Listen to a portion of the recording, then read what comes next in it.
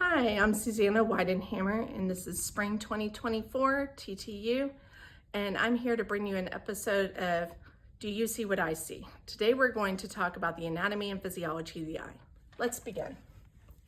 So, right here is the cornea, so it's the outer protective layer of the eye, and the only transparent tissue in the body that allows light to pass through it, and is the strongest refractive portion of the eye. The conjunctiva, it lines the inside of the eyelids, and it covers the sclera and provides protection and lubrication of the eye via tear and mucus production. When we're talking about the iris, it's the pigmented tissue that gives color to the eye. This makes your eyes either brown, green, blue, or hazel, and controls the amount of light entering the eye by enlarging or minimizing the size of the pupil. And did you know that the pupil is actually a round hole in the center of the iris through which light passes? The aqueous humor is a watery fluid that fills in the anterior chamber of the eye and provides nutrition for surrounding parts, giving the eye its shape and maintains intraocular pressure. The crystalline lens, otherwise known as just the lens, is the transparent part of the eye that focuses light by changing its curvature, located behind the iris, responsible for accommodation or near focusing. The canal of Slem is a collection canal that maintains fluid homeostasis by draining aqueous humor from the trabecular meshwork, which filters and controls the flow of aqueous fluid into systemic circulation. Then we have the ciliary bodies. These are the muscles that control the focus, which is the accommodation of the eyes by causing the lens to change shape.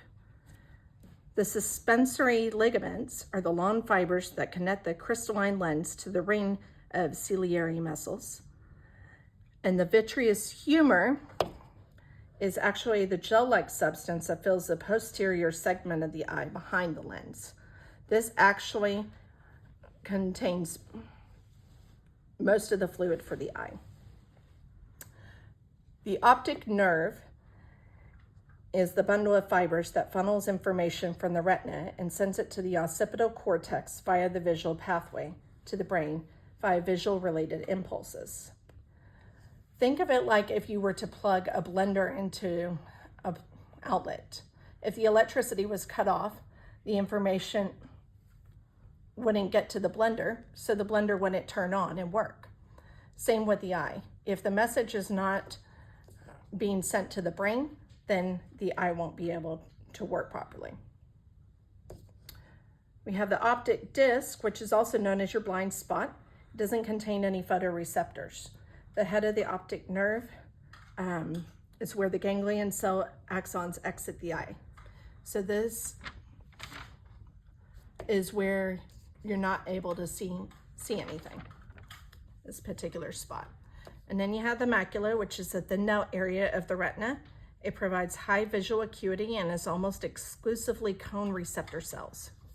The fovea centralis is the central portion of the macula and has the highest concentration of cones. It acts to further focus light. The ora serrata is the area of the inner eye where the retina ends and the choroid layer of the eye can be seen. Now the retina actually contains the cones, which is where we get detailed vision and color vision, and rods, the night vision and global movement.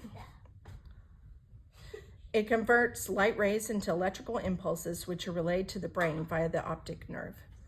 The choroid is the thin layer between the retina and the sclera that supplies blood to the outer layer of the retina. And then the sclera is the tough white outer protective layer of the eye. This is what we consider the whites of the eye. And when we're talking about the retinal vasculature, we're talking about the blood vessels within the retina, and that provides the essential nourishment to the retina. And then the extraocular muscles actually attach to the outside of the eyeballs and are responsible for proper tracking, movement, and alignment of the eye. And so I hope you guys enjoy this video, and thanks for watching. See you next time.